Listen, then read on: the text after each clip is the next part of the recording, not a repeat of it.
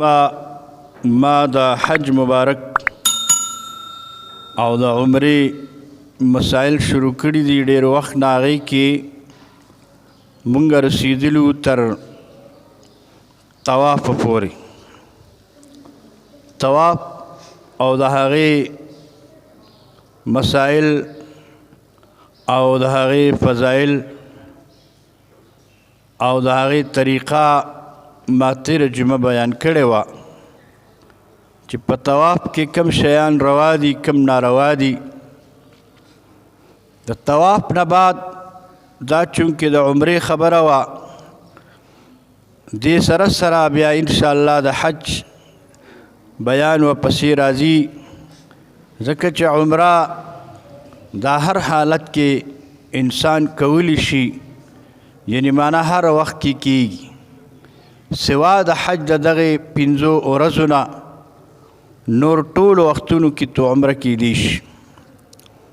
نو د عمرې احکام بیانېږي. هغې نه چې کله طواف نه سړی فارغ شي، 7 چکره پوره کړي، نو بیا به آب زمزم ته راشي. مخکې دا کوی د آب زمزم ښکاره ښکارېده، اوس یې بیخي بند کړی دی. هغه وخت کې کوی چې دا ښکاره ښکارېده، واضحه و. د آب زمزم اوبه دا څښل پکار دي. په 3 ساګانو کې او کسکینو په ولاړه د دې څښل بهتر وي. او هر کرت چې اوبه څښي نو په بسم الله الرحمن الرحیم به شروع کوي او په الحمدلله به ختمی. او هر کرت په کعبه مبارک ته ګوري. بس ټیک. څومره چې ډېر څښلی شي دا اوبه د آب زمزم د اوس کی، چې څه پاتې شي هغه دې په مخ واچوي، په سینه دې واچوي، ځان له په سر دې واچوي. او دغه وخت کې دا دعا ویل پکاري چې کله دې آب زمزم څکي: اللهم انی اسألک علما نافعا ورزقا واسعا وعملا متقبلا وشفاء من كل داء. دا دعا دې ورسره ووایي.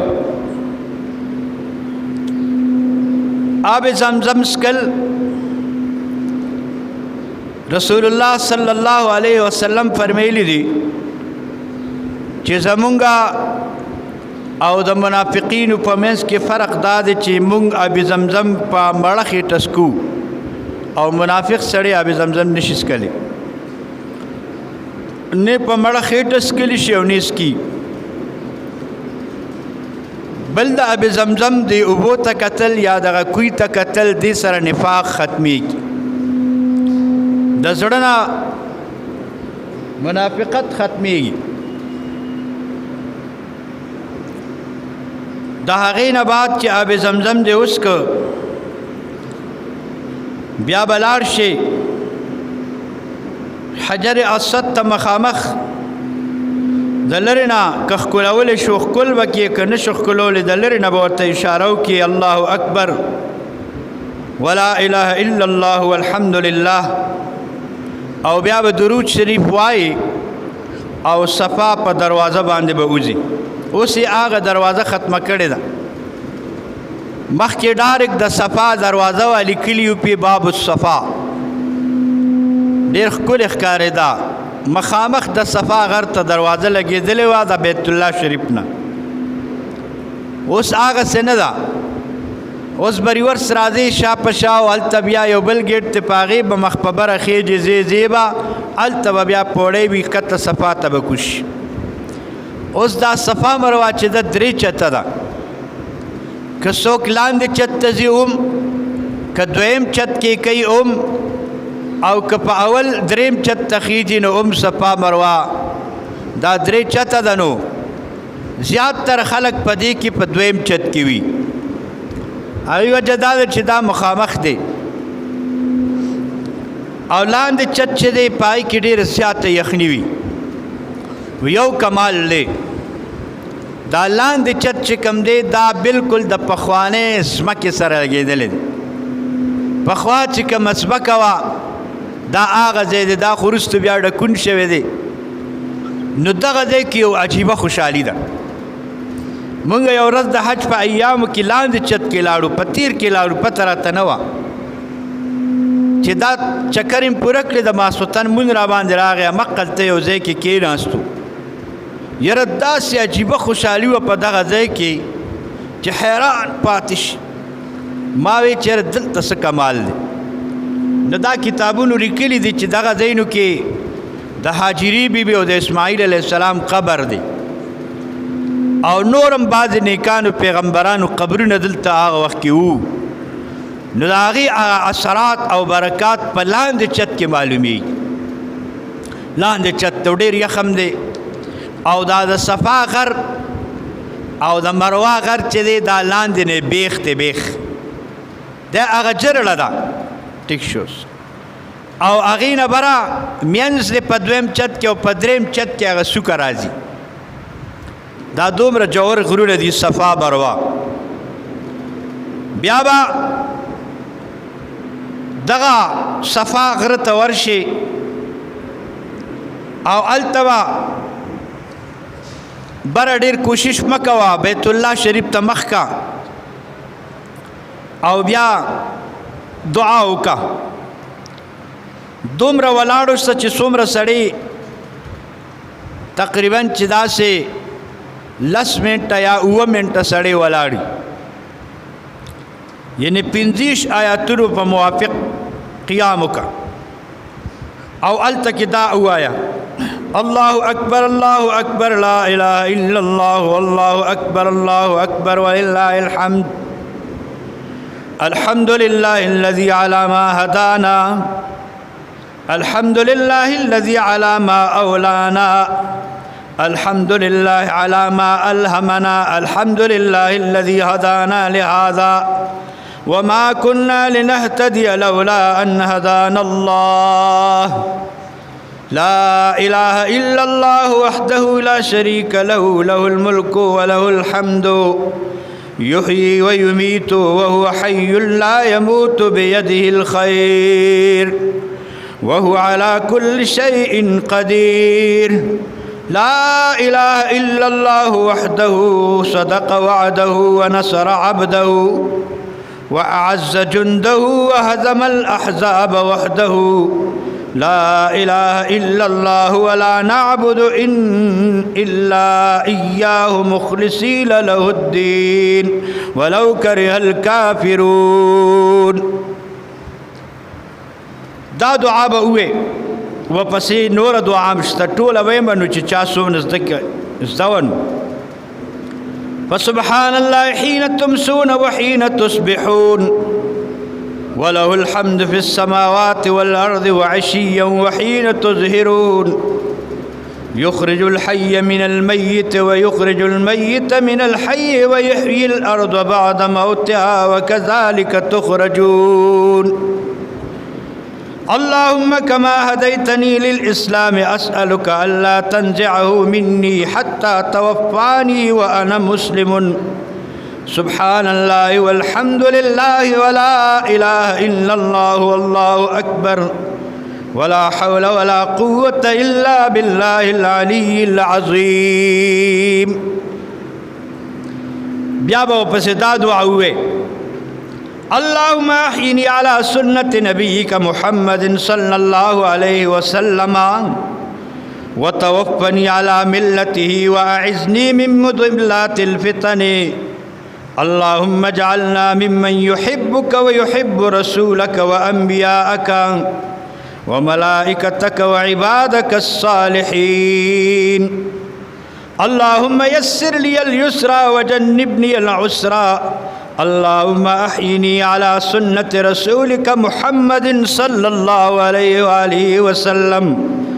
وتوفني مسلما والحقني بالصالحين واجعلني من ورثة جنة النعيم واغفر لي خطيئتي يوم الدين دا دعا به ورپسې ووایي. ډېر خلک لګیا وي اوږدې اوږدې دعاګانې کوي، څوک جاړي، څوک سلګۍ وي، څوک عربۍ کې لګیایي، څوک اردو کې لګیایي، څوک پښتو کې لګیایي، فارسیوان پارسی کې لګیا وي، پنجابي والا پنجابي کې لګیا دی، عربي په عربۍ کې لګیا وي. بیت الله ته مخ کړي او دا دعاګانې کوي او جاړي، غټې غټې اوښکې روان. دغلته سوال قبلېږي.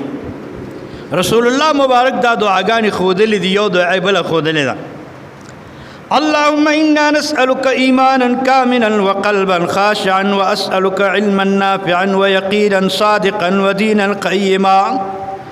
ونسألك العفو والعافية من كل بلية ونسألك تمام العافية ونسألك دوام العافية ونسألك الشكر على العافية ونسألك الغنى عن الناس. اللهم صل وسلم وبارك على سيدنا محمد وعلى آله وصحبه عدد خلقك ورضاء نفسك وزنة عرشك ومداد كلماتك كلما ذكرك الذاكرون وغفل عن ذكرك الغافلون. اللهم دا چې دعا دی ویل درود شریف بوې په مخ په لاس راکاږي. بیا به صفانا د بیت الله شریف نه براتو شي او چې چکر ته به ځان تیار کړي. نو چې کله د صفا غر نه شروع کېږي او دا سعی کې نو دغلته به دا دعا وکړي. اللهم انی اريد السعي بین الصفا والمروه فیسره لی وتقبله مني. اے الله زه اراده لرم د سعی کولو، د منډې وهلو په منځ د صفا او د مروه کې ماته اسانه کړي او مانې قبوله کړي. سبحان الله ووایئ. دا دعا به وکړي او بیا به د صفا غر نه راښکته شي او ځې به په خپل رفتار به ځې. کله چې داسې اوار ځای راسي هلته یو شین راډ لګېدلی دي، شنه پټۍ هغې کې شین رنګ دی او لیټینګ پکې شوی دی، ښکاري په رڼا او تیاره دواړو کې ښکاري. هغه ځای ته به راشي او چې په دې لاره ځې که نه، په دې صفا په دې لاره ځې نو دې کې م یو دعا ده، ابه وی ځان سره. هغه دا ده چې دا دعا به وی رب اغفر وارحم وتجاوز عما تعلم وتعلم ما لا نعلم إنك أنت الأعز الأكرم. اللهم اجعله حجا مبرورا وسعيا مشكورا وذنبا مغفورا. اللهم اغفر لي ولوالدي وللمؤمنين والمؤمنات يا مجيب الدعوات. ربنا تقبل منا إنك أنت السميع العليم وتب علينا إنك أنت التواب الرحيم. ربنا آتنا في الدنيا حسنة وفي الآخرة حسنة وقنا عذاب النار. دا دعا به د صفا نه چې کوشي په لار ځې دغه به دغه لارې کې به وی. دا دعا که نه درځي نو دا وړه دعا وایه. لا إله إلا الله وحده لا شريك له له الملك وله الحمد يحيي ويميت وهو حي لا يموت بيده الخير وهو على كل شيء قدير. دا خو آسانه ده که. بیا به دا وی کلمې توحید دی ته وایي، دا څلورمه کلمه ده. یا دا کلمه ډېره ډېره وایه.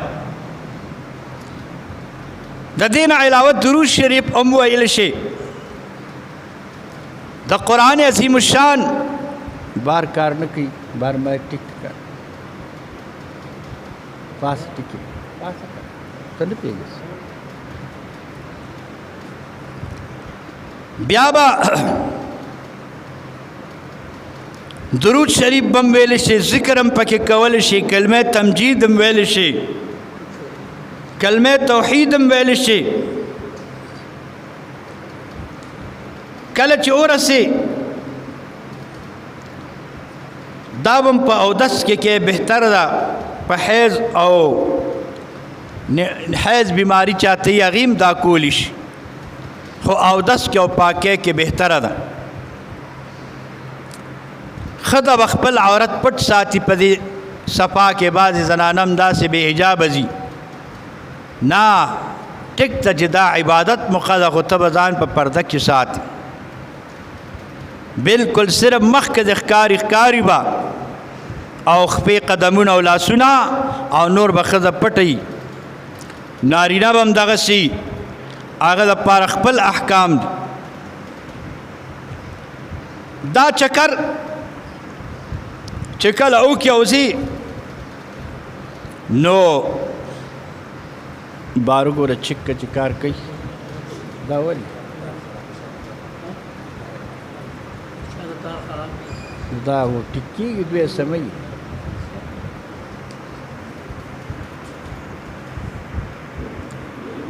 بیا چې د دې نه لاړې او مروه ته وختې مروه غر ته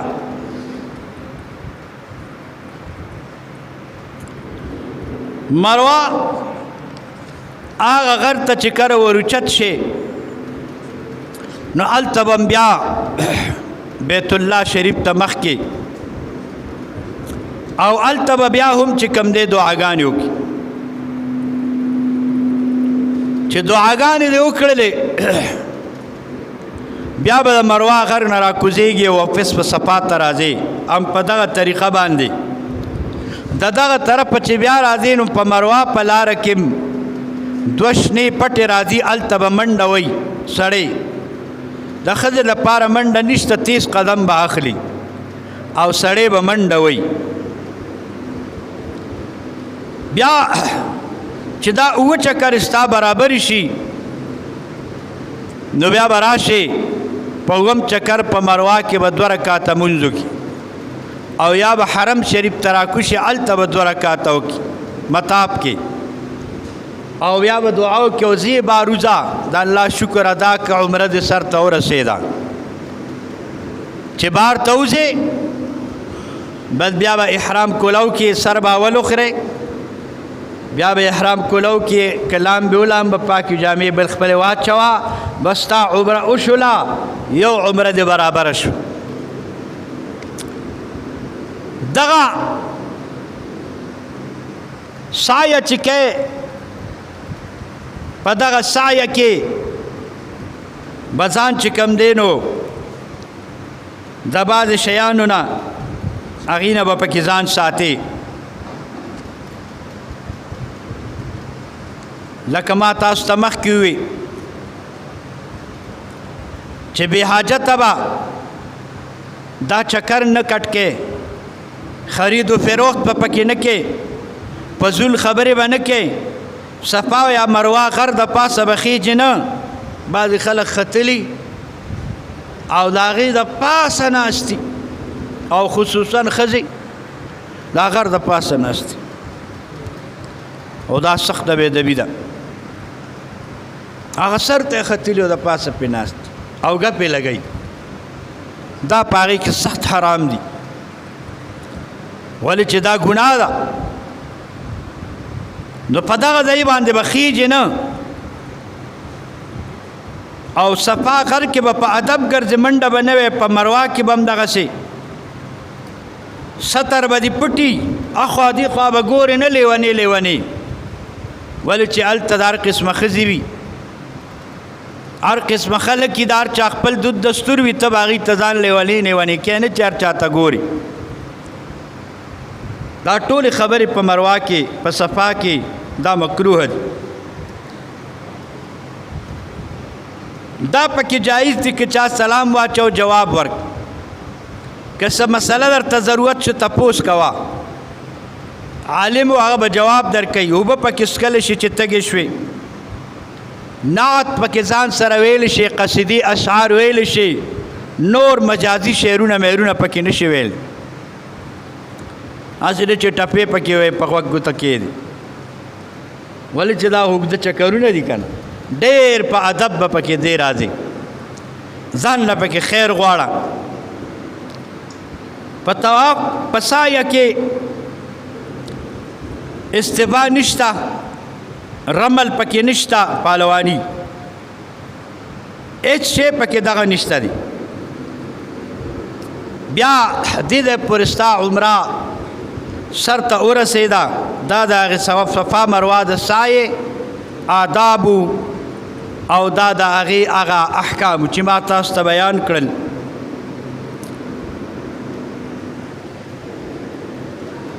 لہذا د دې نه بعد چې که خیري بیا فارغه شي نو بیا په مکه معظمه کې به یې او ساده خپلو جامو کې به او هر کله چې تا ته ټایم میلاوېده حرم ته راځه او طواف کوه د ټولو نه بهتر عبادت هلته طواف کول دي د زنانو دپاره دا حکم دی چې یو طواف په روزانه کوي که د ورځې نشي کولی د شپې دې راځي کوي دی خو یو طواف په کوي باقي مونځ چې دی زنانو دپاره حکم دی که په خپل ځای کې کوي چې کوم ځای اوسیږي او پاتې کېږي هم کېږي ولې دا ټول حرم دی دا ټول حرم دی همغه یو ثواب دی صرف طواف دپاره به راځي د حرم شریف په هغه مطاف کې طواف کولی شي نور مونځ په خپله دایره کې او په دغه ځایونو کې دا بهتر دی د ښځې دپاره ولې چې نبي علیه السلام فرمیلی دي چې د ښځو دپاره د حرم نه او زما د جومات نه په خپل ځای کې په کوټه کې مونځ افضل دی چې وکړي هلته وله مونځ بهتر دی چې وکړي ولې چې د بې پردګۍ او د نورو شیانو ډېر احتمال وي چې سړي نه پکې ګناه یا کمزوري ونیشي دا عمره ستا پوره شوه کله چې بیا که خیري اتمه ذوالحجه شي نو د اتمې ذوالحجې په سحر باندې چې د سحر مونځ دې په حرم شریف کې وکړه بیا به روان شي احرام به وتړې وبلامبې احرام به وتړې 2 رکعته مونځ به وکړې بیا به نیت وې اللهم انی اريد الحج فیسره لی وتقبله مني دا چې دې ولوستل بیا به په زوره زوره دا نعره ولګئ لبیک اللهم لبیک لا شریک لک لبیک ان الحمد والنعمة لك والملك لا شريك لك لبيك ویلی سیدہ تلبیہ لبیک لا شریک لك لبیک ان الحمد والنعمة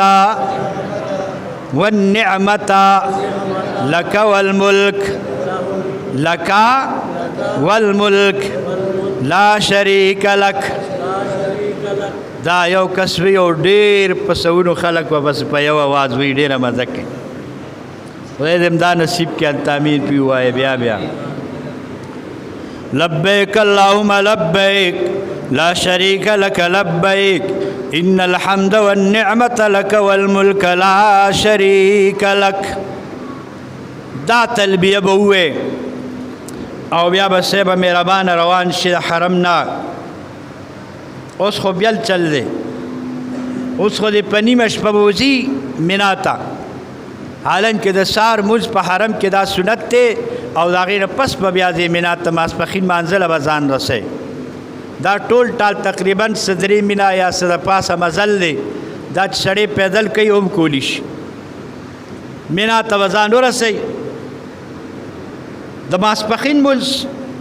د مازدیګر د ماښام د ماسخوتن او بیا د سهار مونځ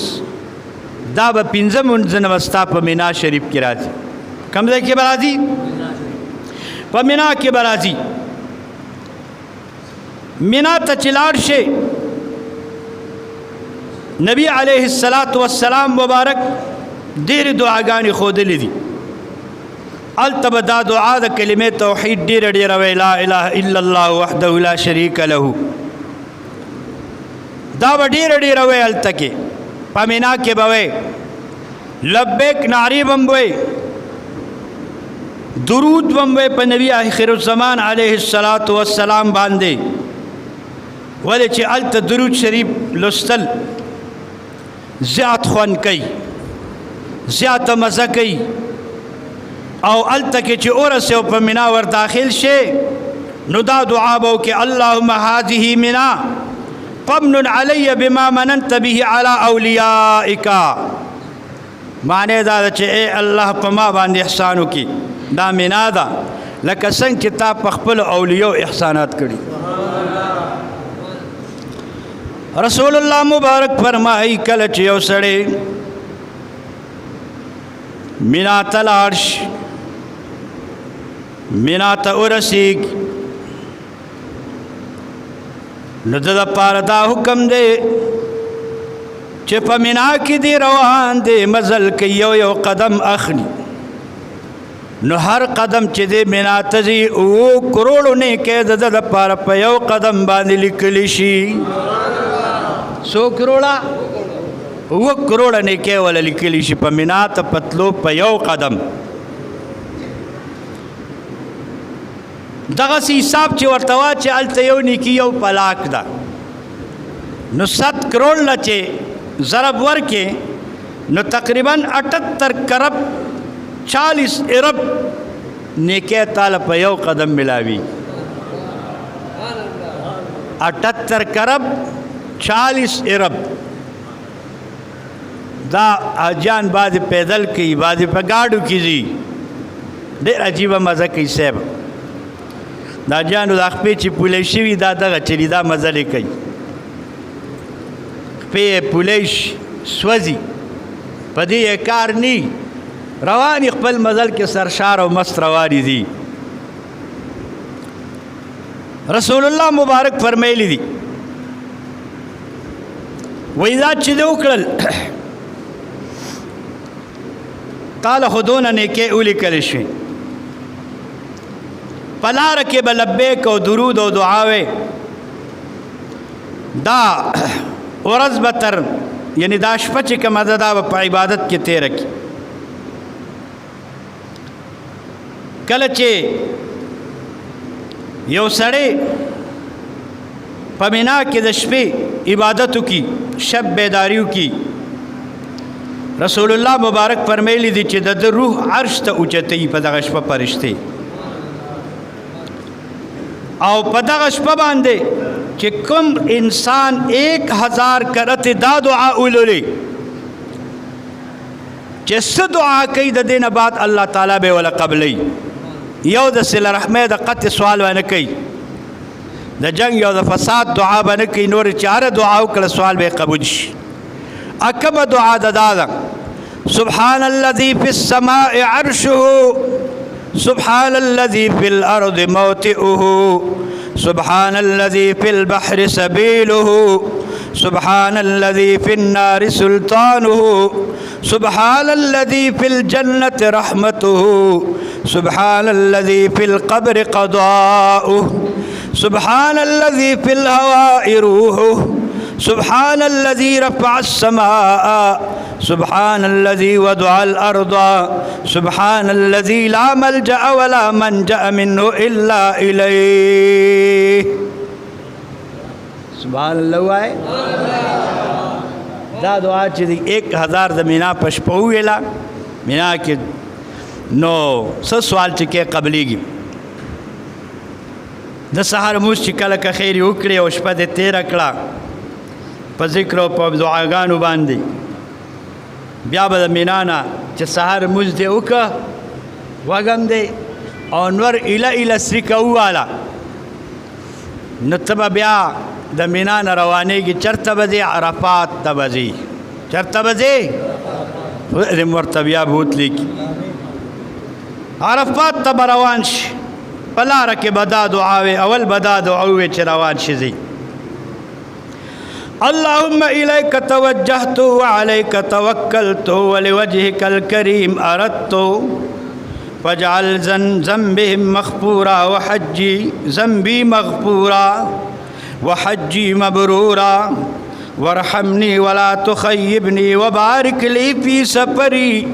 واقضي بعرفات حاجتي إنك على كل شيء قدير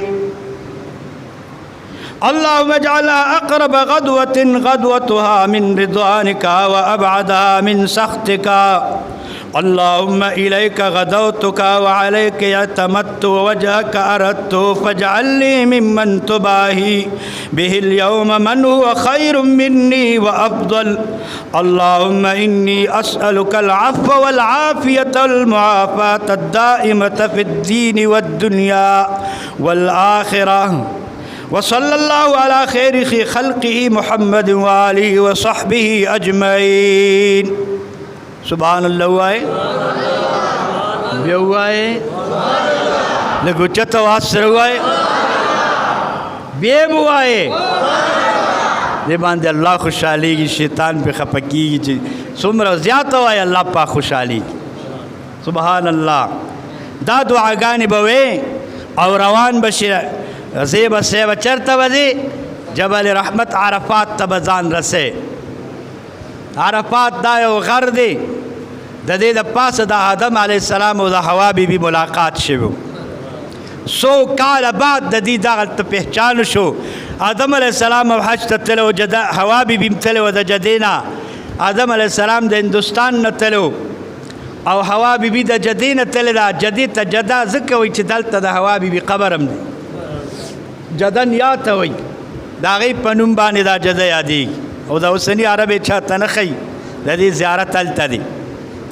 کله چې دې عرفات د غر د پاسه ورختل سر ته نو چې یو بل یې ولیدل نو نور خلک خو نور یو څو بچي وو د هغې نه مخکې خو بچي هم د دې وو فرشتې وې ټولې. نو دې یو بل وپېژندل چې دا خو هوا ده بس سره ستړي به شي او غاړه غټې شو ډېرې وچړل. نو دې وجې دې ته عرفات وي. عرفات پہچان ته ویلی شي. په دغه ورځ د دې خپلو کې معرفت شوی دی. هغه غر ته به ورشئ په هغې چې د نظر پرېوته بس مخ د کتلو سره به دعا ځان لو کې ځکه دغه وخت کې هم دعا قبلېږي. الله الله الله دعا به وکړې درود به ووې که څه صدقه دې د وسه کېده هلته بعضې غریبان ګرځي ورکوله. بیا به دا کلمې توحید وې لا اله الا الله وحده لا شریک له له الملک وله الحمد یحیی ویمیت وهو حي لا يموت بيده الخير وهو على كل شيء قدير. او قبل دعا دا وسره وینو نورم بهتره ده لا نعبد الا اياه ولا نعرف ربا سواه اللهم اجعل لي في قلبي نورا وفي سمعي نورا وفي بصري نورا اللهم اشرح لي صدري ويسر لي امري واعوذ بك من وسائس الصدر وتشتيت الامر وعذاب القبر اللهم اني اعوذ بك من شر ما يلج في الليل وشر ما يلج في النهار وشر ما تهب به الريح وشر بوائق الدهر اللهم هذا مقام المستجير العائذ من النار اللهم اجرني من النار بعفوك وادخلني الجنة برحمتك يا ارحم الراحمين. اللهم اذا هديتني الاسلام فلا تنزعه عني حتى تقبضني وانا عليه. دا دعا بوي او دعاګانې بکې. رسول الله مبارک فرمیلی دي چې بس دلته څومره سوالونه کینو کوونو ولی چې دی وخت کې سړی وږي وي د حج اهمه ورځ د عرفات په میدان را جمع کېدل دي. سبحان الله وایه. د دغه ځای نه په مخ د ځمکه بهترین ځای نشته دی د عرفات د میدان نه. د بیت الله شریف د حرم نه بهترین مقام په دنیا کې نشته. دویمه درجه کې مدینه منوره ده او په مدینه منوره کې چې بیا کمه ځمکه د محبوب خدا علیه السلام بدن سره لګېدلې ده. علماء دیوبند او علماء بریل علماء اهل السنه والجماعه ټولو اتفاقي اجماعي فتوا ورکړې څلورو مذهبونو امامانو چې دغه خوره د عرش معلا نه بهتره ده. دغه خوره مبارکه د عرش معلا نه افضل او بهتره ده. ولې چې د محبوب د بدن دا خوره چې د جنت نه راغلې ده د عرش معلا نه دا افضله ده. دا په مخ د ځمکه د دغې خورې نه بیا بهتر دی نشته. معزز سامعین